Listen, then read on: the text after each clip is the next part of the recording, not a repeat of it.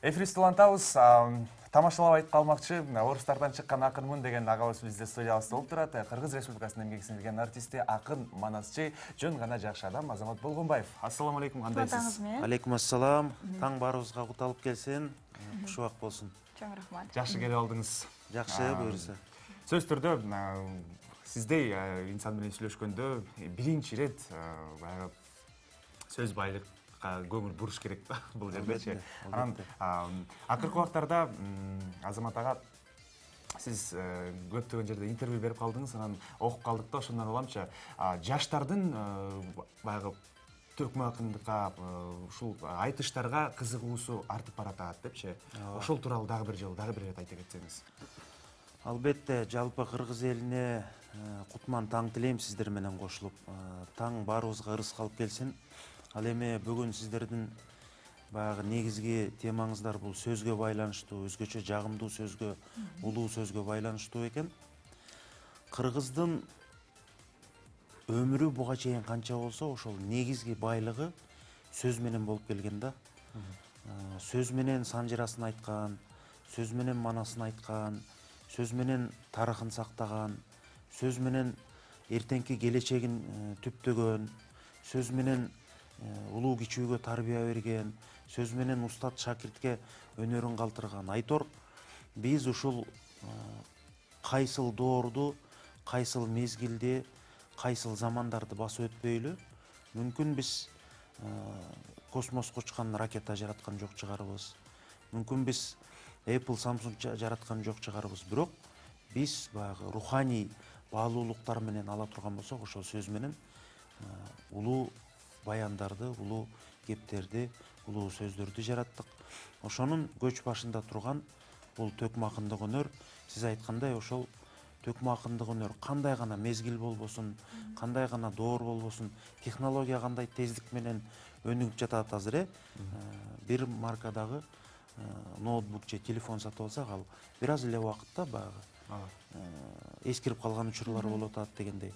Ошондой замандын бир агымына карабай, кыргыздын баягы сиз айткан улуулугу, бийиктиги, руханий дөөлөттөрү жашап келе берет экен да. Ошонун бири Төкмө акындык өнөр. Төкмө акындык өнөрдө дагы ушул жаштардын агымы дээрлик жакшы болуп келе жатат десек жаңылбайбыз. Анткени 25 жашка чейинки эле Төкмө акындарды биз айтыш өткөргөндө дээрлик ушул 30-40ка чейин акындар келет. Бизде мындай нерселер айтылып калат да көпчүлүк учурда. Осмонкул кайра жаралбайт, Алымкул Токтогулдар кайра жаралбайт, Таттүү кайра жаралбайт, Сүймөнкул жаралбайт депчи. Эгер андай адамдар жаралбаса, анда кыргыздын руханий казынасы кемийт, түгөнөт. Ооба, алардай боло албайт, бирок ошолордун жолун улаган мыкты жаштар дайыма жарала берет. Көкүрөгүндө өнөрү бар. Демек, ошол жаштар дагы, азыркы учурдагы биздин муундан кийинки жүргөн жаштар дагы кыргыздын эртеңки эстебеси, ашыралысы, тууганбайы, мына заманыбыздын залкары Замирбеги, ошол жаштар ушул сөздүн дөөлөтүн сактап жүрө турган инсандар. Ооба, бүгүн биз Азамат ага жакшы сөз айтуу деген темада сүйлөшүп жатабыз. Жакшы сөз айтуу кыргыздын жаш болсун да сиздин оюңузча. Жакшы сөз жан эргитет, жаман сөз жан кейитет деп кыргыз пекеринен айтпаса керек, албетте. Кыргыз ошол алаканы дагы, мамилени дагы сөз менен жасап келген, эл аралык байланышты дагы сөз менен жүргүзгөн. Анткени мына жакынкы биз менен тектеш элдерди айта турган болсок, казак, өзбек, биз менен канатташ элдердин баардык алакасы, ушул негизги формасы бул сөз менен болгон. Сөз менен албетте баардык эле коомчулукта, баардык эле мамлекетте сөз менен алака түзүлөт. Бирок негизги баалуулук сөз менен түзүлгөн. Анткени айтыш өнөрү, акындык өнөр, ошого окшогон баягы баалуулуктардын аркасы менен мамиле түзүп келген. Анткени буга далил мына кеченки эле тарыхтагы Сүйүнбай менен Арстанбектердин айтышы, андан берки Осмонкул Кенен дердин айтышы, калыктардын айтышы, Үмбөталылардын айтышы, Жамбыл бабаларыбыздын заманындагы калыктар менен айтышы. Айтор, ошолордун баардыгы эл аралык алаканы дагы сөз менен түзүп келген. Ошондуктан сөз менен нечен деген акындар үйүр жыл кайдап кеткен. Сөздүн кудурети менен зынданга түшүп сүргүнгө айдалган. Сөздүн күчү менен ошол элдин арасында кадыры бийиктеп, ооматы көтөрүлгөн. Айтор сөз менен кайгысын дагы, кубанычын дагы тапкан учурлар көп болгон. Ал эми жагымдуу сөзгө, жакшы сөзгө кыргыз өзгөчө маани берген. Анткени жакшы сөз баягы адамдын көңүлүн канат байлатып учурат. Ошондуктан бул нерсеге дагы өзгөчө маани берип келген деп эсептейм. Балдарыңызга кандай жакшы сөздөрдү, комплименттерди айтасыз? Кантип ошолорду жеткиресиз?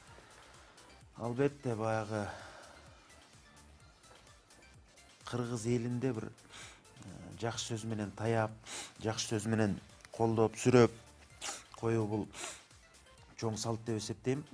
Ошондуктан мен дагы балдарыма өзгөчө баягы канат байлаш үчүн кичирээк кезинде өзгөчө ушул нерсени колдонуш керек деп эсептейм. Анткени тилекке каршы биз көпчүлүк учурда баягы уруш формасына көбүрөөк өтүп кетебиз балдаргачы. Баягы көзүңдү карабайсыңбы деп урушуп баштайбыз да. Бирок мен ушул нерсенин карама каршысына толук колдойм да, карама каршысын. Себеби кандай гана болбосун жакшы сөз менен жолун таап беришибиз керек деп эсептейм. Ошондуктан жакшы сөз баягы ар бир адамдын жолун, көкүрөгүн ачат деп эсептейм. Эң биринчи жолу мен айтышка чыкканда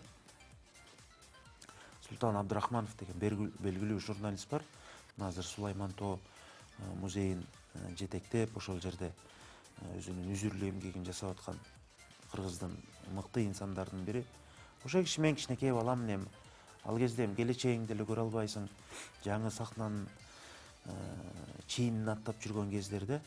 Анан бир айтышта бир мындайраак бир байге алып калдым. Кызыктуу сыйлык байтор. Анан ошондо Султан агай тапшырып калды да мага байгени калыстар тобунан.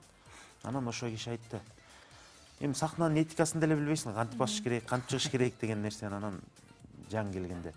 Анан сахнаны баягы бир-эки аттап туттап эле чыксам керек баягы. Анан Султан агай айтып калды да: "Ой, арышына караганда чоң акын болот окшойт" депчи. Бул биресе тамаша катары, биресе акыл катары, биресе насаат катары айткан сөз чыгар.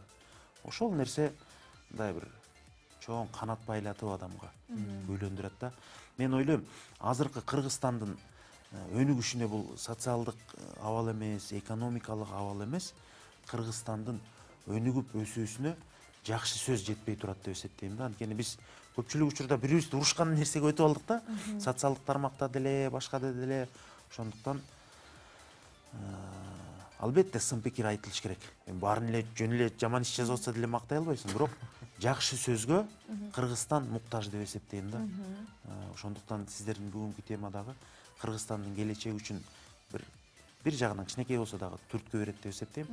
Кыргызстандын өнүгүүсүнө акча эмес, казна эмес, тышкы карыз башка эмес, Кыргызстандын өнүгүүсүнө жакшы сөз жетпей атат деп ойлойм. Айтсаңыз, эми сиздин чыгармачылыгыңызга өтсөк, Төкмө акын болушуңузга ким себепкер же эмне себепкер? Эми албетте бардыгы эле кесипти Кудай берет. Кудай маңдайыбызга жазган нерселер бар, бирок ошентсе дагы жараткан бизге акыл эс, сөз, кыймыл аракет берип аткандан кийин ошол нерселер менен дагы адам баягы 1% талант берет, калган эле өзүңдүн мээнетиңен дегендей болуп уланып кетсе керек. Ошондуктан менин баягы өнөргө аралашуум албетте биринчи ата энебиз, бардыгыбыздын эле ата энебиз түрткү болот чыгар. Анткени ошол мен бала кезде жаңы мектептин босогосуна аттаганда эле мен ошол айылдагы биздин комуздардын ирими бар эле. Ошол иримге кошо берип, анан ошол нерселер менен уланып жүрүп отурду да. Анан бирок мен бир аз эс тартып, баягы 5-6 класс окуп жүргөн кездерде мен баягы Төкмө акындык өнөргө аралашып калам дегенде эле мындай бир чоң багыт жок болчу. Эми албетте 5-класс бала деле өзү деле келечегин көбүрөөк ойлонбойт чыгар, бирок ошентсе деле мындай бир ыр жаза калып, баягы акындардын көпчүлүк тарыхы ошондой го. Менин ырым биринчи жолу 6-классымда райондук гезитке чыккан деген нерсе чындап эле менде жок болчу да. Ошондуктан мен баягы комуз чертип бир аз ырдап жүрчүмүн. Анан бирок ушул андан бир аз 1-2 жыл өткөн учурда 6-7 класс болуп калган кезде Абдулашым деген аксакал бар экен, биздин коңшу айылда, мен ал учурда билбейт элем. Ошо киши издеп келип, анан мындайча айтканда, баягы башка көзгө койгулап атып эле өнөргө аралаштырып койду. Андан кийин мен Замирбай агайда окудум, Местебес атабызда окудум, Ашырал атада, Тууганбай атада окудум. Ошол залкарлардын бардыгынан таалим тарбия алганым үчүн мен мындай бир комплекстүү тарбия алып калдым да, ошондуктан болгон дитим менен жүрөгүм менен акындарга аралашып кеттим. Мен ошондуктан биздин замандаштарыбызга тамашалап калам. Мен бул сөздү көп эле жолу айтам. Сиз дагы башта айтып өттүңүз. Бирөөңөр Арстанбектин урпагысыңар, бирөөңөр Токтогулдун урпагысыңар, бирөөңөр Эшмамбеттин жээнисиңер, бирөөңөр Алымкулдун айылдашысыңар дегендей. Мен бул жерден 5 орустун арасынан эле түшө калгам бул жакта. Бишкекке депчи. Анан ошол сыңары мен биринчиден ошол ата-энем түрткү болду, анан экинчиден албетте чын дилимден ушул өнөргө аралашууга, чын дилимден бардык тараптан акыл эсимди, мүмкүнчүлүктөрдүн баарын жумшаганга аракет кылдым албетте.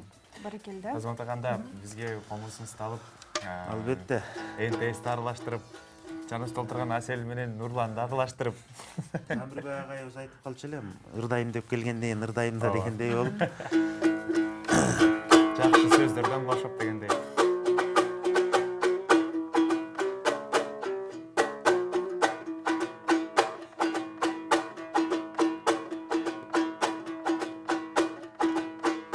Суулардын көркү сай менен ой, жигиттин көркү жар менен, өзгөчө атса кубанып мынан өмүрүдүн баркы таң менен.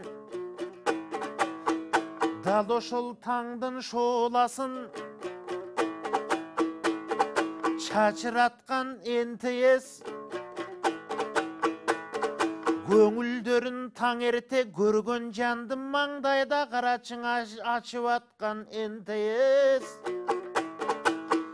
Жаштарын кыргыз элинин сүйлөтүп жаткан НТС, жакшы сөзгө кыргыздын үндөтүп жаткан эң НТС. Кашымда карап олтурсам, кашымда карап олтурсам, кадырлуу кыргыз эл келип, Азамат келип термелип, ар жакта көрбөй турсам да, алакан жайып тембелип, мынан ардактуу иним айткандай, Нурлан менен Асел кыз жакында мына баш кошту. Баш коштуң эмес алчында көөдөнүнө бак кошту. Кубанычы көп болсун кайгы муңдуң эң аз кошту. Кагылама селе карындаш, баскан жодуңар шыр болуп, жалганы жок чын болуп, кубаныч деген көп болуп, кадырыңар буйруса, калдайган элге сөз болуп, өнөрүңөрдүн өрүшү, кенем болсо экен ылайым, уул кызыңар бешикте, белем болсо экен ылайым, жашооңор ысык көл сымал, терең болсо экен ылайым, пейлиңер алато, ченем болсо экен ылайым, балдарыңар эсилердин, баатыр шер балбан кыргызга, чечен болсо экен ылайым, көрө сүйлөгөн, көсөм болсо экен ылайым, айтурар намыс менен абирге, бекем болсо экен ылайым, ошол жашка барганчаң опол тоодой карганчаң ой, Нурлан менен Асел кыз эсен болсо экен ылайым, ошонун баарын буйруса,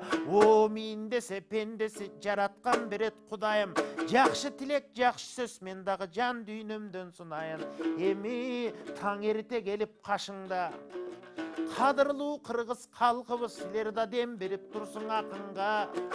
Кылымдар менен жарышкан, кылымдар менен алышкан, ой, мына кыргыздын өзүң асылба, анткени Камбанас деген ким болгон, калдайлган элге пир болгон, Камбакай кошой ким болгон, Камбакай кошой ким болгон, Кабылан Манас жанында акылга болгон казына, Камбанас баатыр атанын акыл болгон башына, 40 жоросун ээрчитип, 40 жоросун ээрчитип, Камбанас бабам жүрүптүр. Қаныкейдей сұлуының қадырын сыйлап сүйіптір. Қаныкейдей апауыз ой, мына қадырын айтып жатабыз. Мұнаң ошондон берің уланган, ошондон бери құралған, оматтуу кыргыз элденбиз. Қарттарықтың баяным мына қадыры менен келгенбіз. Қас дұшмандалай маңдайдан ошону, ей, қачпай тұрып жеңгенбіз. Ақындарың ырдаса, мына манасчылары сүйлөсө, комузчылары баяндап тетиги карттарыкты дой үндөсө, мынан ошолордун бардыгын батырган кыргыз элденбиз. Ынтымакка бардыгын чакырган кыргыз элденбиз. Көдөнүндө көрөнгөн асыл жан кыргыз элденбиз. Жакшы сөздүн бардыгын батырган кыргыз элденбиз. Санаты менен далайды сүйүнткөн кыргыз элденбиз. Кичүүлөрүн улууга жүгүнткөн кыргыз элденбиз. Жакшынын ынтымакка чакырып жаманды бүлүнткөн кыргыз элденбиз. Бөлүнсөгө бөрү жеп кетет биз деген бириккен кыргыз элденбиз. Баракелде. Рахмат. Сизге чоң рахмат. Рахмат, бар болуңуздар. Акыркы суроомду берип албасам болбой калат бул жерден. Азамат ага, айтсаңыз, бул ушунчалык сөз байлыкты эми сиз баягы Кудайым тарсет эле бере алган жок да. Сиз өзүңүз ошол келдиңиз, акырынан талпындыңыз. Жөнөкөй адамдын баягы адам айтылат, 3000 сөз болсо, баягы ар бир тилде сүйлөшкөнгө мүмкүнчүлүк түзүлөт депчи. Бирок эми сиздин казынаңызда бул 3000 сөздөн бир 4-5 миң бар болуш керек. Эми ар кандай кырдаал болуп калат. Кээде баягы коомго жараша да, кээде баягы чыгармачылыктан алыстап кеткен учурлар дагы болуп калат бир ортолордо. Ошол учурда таптакыр бир аз көйдөнүн жарды болуп калган учурлар болот. Албетте, жакшы адамдар менен сүйлөшөсүң, жакшы чыгарма окуйсуң, театрга барасың, жакшы концерттерге барасың. Ошол учурда көкүрөк бир аз бөксөсү толуп, бир аз мелмилдеп калган учурлар болот. Кээде таптакыр жардыланып калган учурлар болот. Албетте, дайыма изденип, сөздүн берметин, сөздүн мыктысын издеп жүрүүгө туура келет. Ал эми кыргыздын негизи эле сөзү кыргыздын өзү ырдап аткан сыяктуу сезилет да. Илгерки баягы орустан келген музыка изилдөөчүлөр дагы, тарыхчылар дагы айтып атпайбы, баягы кыргыз ырдап сүйлөгөндөй болот экен депчи. Анан ой кандайсың деле азыр делечи, маселен жөнөкөй эле баягы күнүмдүк сөз менен ой кандайсың, телефон жалсам албайсың, үй же үйүмүз деп барбайсың деп эле сүйлөй берсең баягы ырдап аткандай угула берет да. Ошондуктан баягы кыргыз өзү чындап эле ырдап сүйлөйт. Анан ошол касиеттүү кыргыздын, ырдап сүйлөгөн кыргыздын ичинде андан да шуурдаш дагы бул чоң жоопкерчилик биричи, анан албетте чоң сыймык деп эсептейм. Рахмат. Чоң рахмат Азамат ага, ушундай келип рахмат, сиздерге рахмат. Маек көрүп бергениңизге, күнүңүз ийгиликтүү улансын. Рахмат, бар болуңуздар. Биз эфирибизди улантабыз. Бүгүн биз жакшы сөз айтуу деген темада сүйлөшүп жатабыз. Биз менен чогуу болуңуздар. Жаңы кошулган телекөрүүчүлөр болсо, кутман таң дагы бир жолу.